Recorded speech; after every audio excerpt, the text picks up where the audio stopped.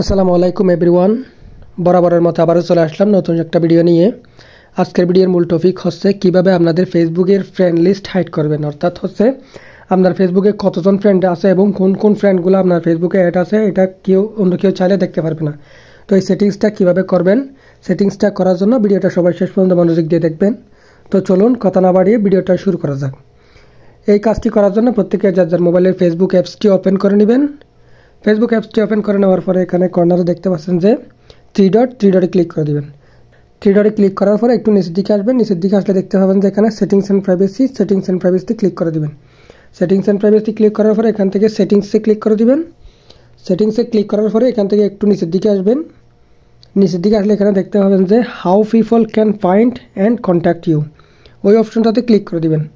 ওই অপশনটাতে ক্লিক করার পর এখানে 2 নম্বরে দেখতে পাচ্ছেন যে who can see your friends list, ওইটাতে ক্লিক করে দিবেন। ওইটাতে ক্লিক করার পর এখানে দেখতে পাচ্ছেন যে পাবলিক আছে। পাবলিক থেকে এখন যদি আপনি চান যে এই আপনার ফ্রেন্ড লিস্টটি কে কে আছে এটা শুধু আপনার ফ্রেন্ডে দেখতে পারবে, তখন তাইলে আপনি ফ্রেন্ডে ক্লিক করে দিবেন। আর আপনি যদি চান যে না কেউ দেখতে পারবে না, তখন এখান থেকে আপনারা অনলি মি করে দিবেন। তো অনলি মিতে ক্লিক করে এখান থেকে সেভে ক্লিক করে দিবেন। সেভে ক্লিক করার পর এরপর থেকে আপনার ফেসবুকে কতজন ফ্রেন্ড আছে এটা কিন্তু কে ফ্রেন্ড আছে এটা কিন্তু চাইলেও কেউ দেখতে পারবে না। তো বন্ধুরা, আজকের ভিডিওটা এই পর্যন্ত। ভিডিওটা আপনাদের কাছে কেমন লেগেছে অবশ্যই কমেন্ট করে জানাবেন এবং এরকম আরও নতুন নতুন ভিডিও পেতে সবাই চ্যানেলটা সাবস্ক্রাইব করে পাশে থাকবেন। দেখা হবে পরবর্তী ভিডিওতে। আল্লাহ হাফেজ।